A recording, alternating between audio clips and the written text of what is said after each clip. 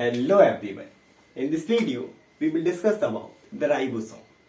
इससे पहले वाले वीडियो में हमने Golgi apparatus, lysosome and endoplasmic reticulum cover किया था।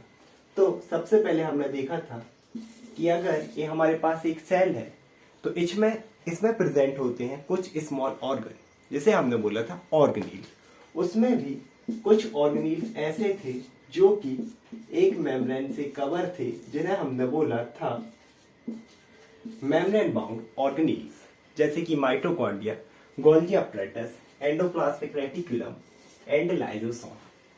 इसके अलावा हमने ऐसे भी ऑर्गेनील्स और स्मॉल ऑर्गन देखे थे which do not have any covering, जैसे कि हमारा था राइबोसोम। यानी कि इस चीज से यहां से एक चीज तो क्लियर है कि ribosome is the non membrane bound organelles, यानी कि हमारे राइबोसोम के बाहर कोई भी मेम्ब्रेन प्रेजेंट नहीं होती।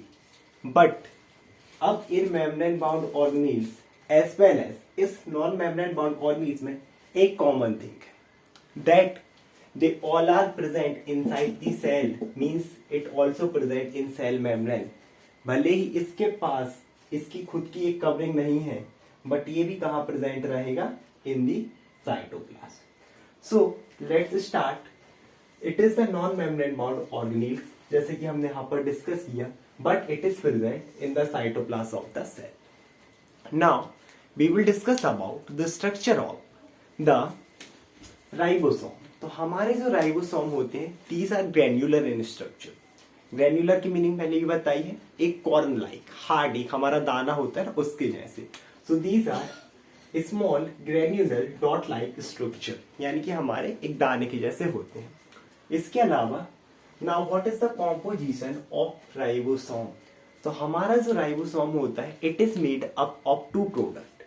The first one is protein and it is about 35%, and the another one is ribonucleic acid, which is known as RNA, and it is about 65%. तो हमारा आरएनए वैसे तो न्यूक्लियस में होता है, बट अपार्ट फ्रॉम दिस ये हमारा ribosome mitochondria and cytoplasm भी हो सकता है। Now we will discuss about the type of ribosome. अब जो हमारा राइबोसोम है ये भी दो टाइप का होता है, सेम एज हमारे लाइसोसोम के जैसे।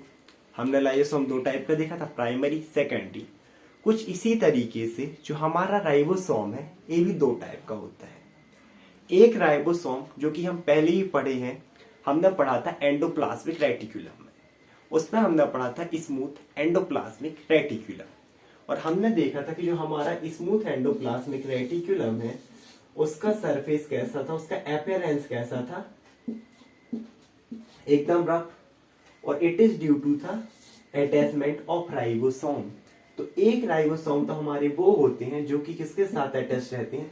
एंडोप्लाज्मिक रेटिकुलम के साथ। इन्हें हम बोलते हैं fix ribosome, because they are static, they are fix, यहाँ पर फिक्स रहते हैं, मूव नहीं करते हैं। So it is the fix ribosome. और एक और राइबोसोम होंगे जो कि हमारे, अगर एक लार्ज सेल बना है तो ये तो एंडोप्लाज्मिक रेटिकुलम हो गया। इसके अलावा अगर ये राइबोसोम हमारे साइटोप्लाज्म में प्रेजेंट है, इन्हें हम बोलते हैं फ्री राइबोसोम, यानी कि ऐसे ribosome which are not static, जो कि क्या करते रहते हैं? इस साइटोप्लाज्म में डिस्ट्रीब्यूटेड रहते हैं। So these are the free ribosome. Now what is the function of ribosome? Ribosome का जो फंक्शन होता है वो होता है सिंथेसिस ऑफ प्रोटीन, यानी कि सिंथेसिस मीन संश्लेषण। जैसे फोटोसिंथेसिस होता है, प्रकाश संश्लेषण की क्रिया, तो सिंथेसिस को आप बनाना भी बोल सकते हो। तो इसका काम रहता है protein formation, and that is the reason कि हम राइबोसोम को बोलते हैं protein factory of the cell. Factory तो आप लोगों ने सुना होगा, सीमेंट की फैक्ट्री, रेत की फैक्ट्री, गिट्टी की factory. Same as because it is responsible for the synthesis और the formation of protein, hence it is called as the protein factory of the cell.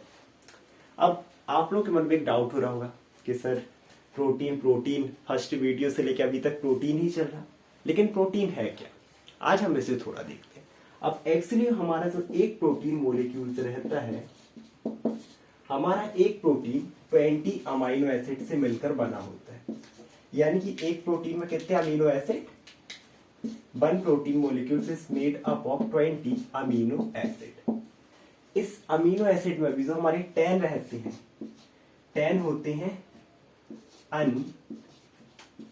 Unnecessary amino acid. यानी कि what is the meaning of unnecessary? Necessary means होता है जरूरी, unnecessary means जो कि जरूरी नहीं है। इसका क्या मतलब हुआ? अब ये जो हमारे 20 अमीनो एसिड रहते हैं, इनमें से जो 10 अमीनो एसिड है वो हमारी बॉडी में पहले से ही प्रेजेंट होते हैं, और 10 की हमें नेसेसरी, हमें जरूरी होती है, जो कि हमें मिलते हैं फूड से। तो उन्हें हम बोलते हैं नेसेसरी अमीनो एसिड, जो कि हमें मिलते हैं फूड से। ओके, तो हमारे पास 10 तो पहले से ही थे, ये है दैट्स व्हाई अननेसेसरी, और ये हमारी बॉडी में नहीं है, ये हमें मिलेंगे by the diet, by the food, that's why they are called as necessary amino acid. और सब ये दोनों 10 प्लस 10 जब ये दोनों एक साथ मिलते हैं, then it result in the formation of one protein molecules. ठीक है, तो आप लोगों को आई होप प्रोटीन और ये तो समझ में आया होगा। अब हम एक्चुअली में देखते हैं कि हमारा जो राइबोसोम है ये कैसे जो प्रोटीन है इसका सिंथेसिस कर रहा। तो अब क्या होता है, सबसे पहले हमारे इस राइबोसोम में हमने क्या देखा कि आरएनए प्रेजेंट होता है। अब आरएनए तो और भी जगह रहता है, मेनली तो न्यूक्लियस में, because it is present in ribosome, तो हमने इसे एक स्पेशल नाम दे दिया राइबोसोमल आरएनए। और यही आरएनए हमारा concerned with the synthesis of protein. यानी कि हमारा राइबोसोम अगर हम देखें, हम बोल जरूर रहे कि हमारा राइबोसोम प्रोटीन का सिंथेसिस कर रहा, बट इस राइबोसोम में भी पर्टिकुलरली जो हमारा आरएनए है, it is responsible for the synthesis of protein. तो हम प्रोसेस देखते हैं। मैंने पहले ही बोला था कि हमारा जो न्यूक्लियस रहता है, हम इसे क्या बोलते हैं, ब्रेन ऑफ द सेल। जैसे हमारा ब्रेन हमारी पूरी बॉडी को कंट्रोल करता है, सेम एज हमारे सेल के अंदर जो न्यूक्लियस रहता है, it control all the activities of the cell. तो 10 तो हमारे पास पहले से ही प्रेजेंट थे। अब जैसे ही हम फूड का इंटेक करेंगे, हमारी सेल को किसमें पता चलेगा, सबसे पहले न्यूक्लियस को। न्यूक्लियस को पता चल जाएगा कि भाई 10 पहले से हैं, अब इस पर्सन ने खाना खाया है, तो 10 उस खाना में मिलेंगे। तो सबसे पहले अब एक्चुअली में हमारा जो आरएनए है, हम इस आरएनए को भी देखते हैं। इसका फुल फॉर्म होता है राइबो न्यूक्लिक एसिड। इसे हम 3 टाइप में क्लासिफाइड कर सकते हैं। The first one is mRNA, M for messenger और आरएनए। ऐसा आरएनए जो कि मैसेज देगा। कौन सा मैसेज? यही मैसेज कि किसी भी पर्सन ने खाना खाया है और हमारी 10 नेसेसरी जो अमीनो एसिड है उस खाने में प्रेजेंट है। सेकेंड होता है tRNA। T is stand for transport, यानी कि एक ने किया मैसेज, दूसरा क्या करेगा, जैसे ही कोई पर्सन खाना खाएगा, हमारे अमीनो एसिड आए, उनको पकड़ के ये कहां पर लेके जाएगा, हमारे राइबोसोम के पास। अब वो राइबोसोम हमारे फ्री राइबोसोम भी हो सकते हैं और हमारे फिक्स राइबोसोम भी हो सकते हैं। फिक्स है तो एंडोप्लाज्मिक रेटिकुलम से अटैच्ड होंगे, फ्री है तो साइटोप्लाज्म में कहीं भी हो सकते हैं। ओके, देन हमारा लास्ट रहता है राइबोसोमल आरएनए। राइबोसोमल आरएनए क्यों बोल रहे हैं, आरएनए क्यों? क्योंकि ये प्रेजेंट रहता है राइबोसोम में and responsible for the synthesis of protein. Okay, समझ में आया क्या होगा? सबसे पहले 10 एमिनो एसिड हमारे पास प्रेजेंट थे जो कि अननेसेसरी, और 10 हमें मिलेंगे खाने से। तो जैसे ही हम खाना खाएंगे, हमारा mRNA मैसेज कर देगा कि 10 अमीनो एसिड आ गए हैं, किसको? ट्रांसपोर्ट आरएनए को। tRNA उन 10 अमीनो एसिड को पकड़ के लेके जाएगा हमारे राइबोसोमल आरएनए के पास, एंड पहले से 10 इसके पास प्रेजेंट थे, प्लस जो 10 ये लेके आया, ये दोनों मिलके करते हैं synthesis of protein. I hope आप लोगों को ये वाला कॉन्सेप्ट समझ में आया होगा।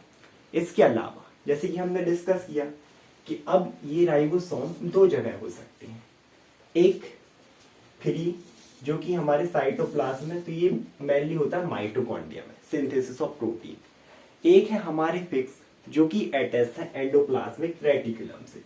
तो अगर हमारे tRNA 10 अमीनो एसिड को राइबोसोम के पास ले जाएगा, तो अब जो प्रोटीन का फॉर्मेशन होगा वो हमारा होगा फिक्स राइबोसोम में, यानी कि which are attached with endoplasmic reticulum.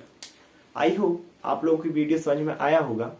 इसके बाद हम ये जो आरएनए है इन्हें बाद में डिटेल में पढ़ेंगे। Thank you so much everyone.